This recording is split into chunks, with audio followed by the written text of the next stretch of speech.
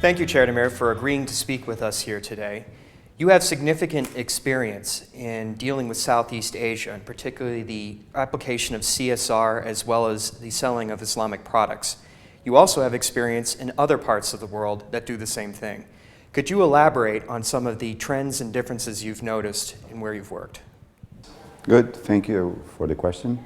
In fact, I'm now living in Singapore because my school, which is a French school, has a campus in Singapore. And for my research, and especially for my teachings, it is very important to be in Singapore because of two countries. We have Malaysia on one side and Indonesia on the other side. Malaysia is a small country, relatively speaking, but it is on the forefront of all Islamic business. Would it be in Islamic finance? Would it be in halal management? Would it be in the organization of the Hajj?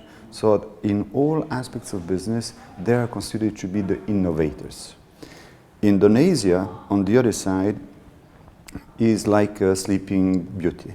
Somebody has to kiss Indonesia in order to wake up. But this is a country with the highest potential concerning all Islamic countries. You have more than 230 million inhabitants, so this is the biggest Muslim country in the world. And they are not quite following the example coming from Malaysia, but still the potential is there. And as you mentioned, I also have this experience in Bahrain because we are running an MBA with the Arabian Gulf University. So I'm going very often to Bahrain so I can compare the situation between the Middle East on one side and Southeast Asia on the other side. And you have many differences. If Malaysia is the innovator, the Gulf countries are usually a little bit more conservative, and they do not accept immediately products coming from Malaysia. I'm giving just one example. When Malaysia launched for the first time halal water, in many countries in the Gulf, they were just puzzled because they were saying, what is this? How can we have a halal water? But now, many countries are starting to accept it. So Malaysia is really the innovator for the whole Islamic world, while the Gulf is an area where you must be in order to have the respect, in order to have the awareness, and especially coming from Saudi or coming from some other countries. So this is why there is a constant exchange between them.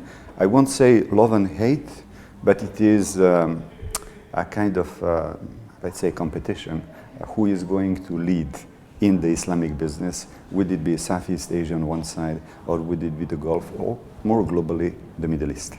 Speaking of competitors, one of the competitors in Southeast Asia is China, and the rise of China in the marketplace is going to have an effect on the economy of Southeast Asia.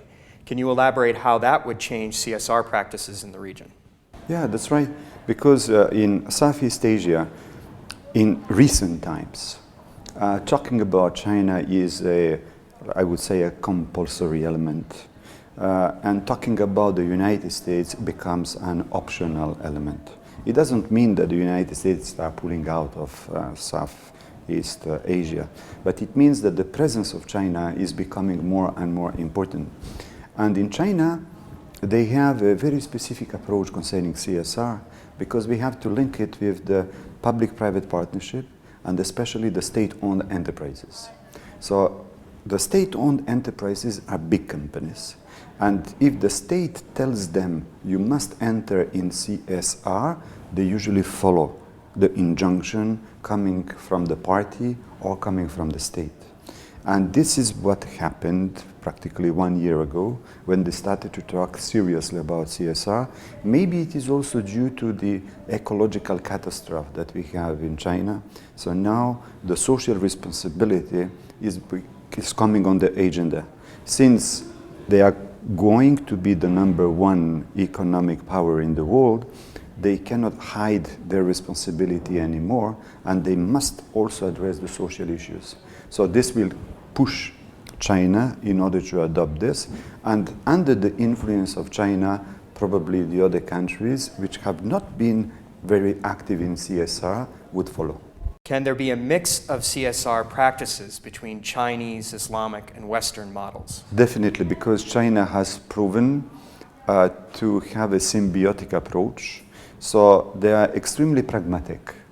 And if from the Western side, there is something which is considered to be more efficient, which is considered to be costly, relevant for them, they will say, why should we reinvent anything? We can use what is happening outside.